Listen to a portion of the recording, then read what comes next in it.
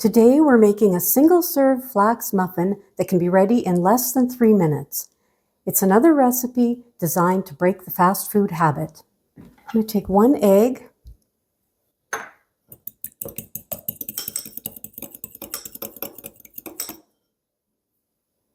add 1 teaspoon of oil,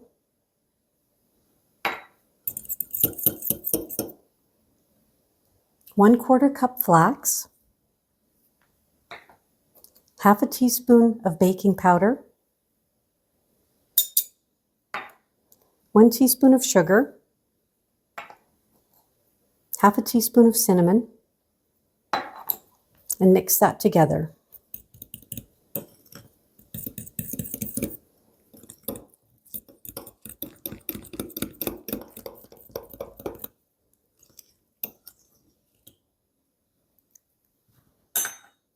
You can leave it like that, or you can add some blueberries on top.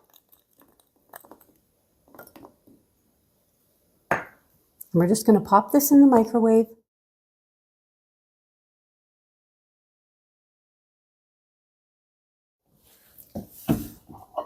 Be careful, it's a little bit hot. This is delicious as is, but I'm going to add some maple syrup.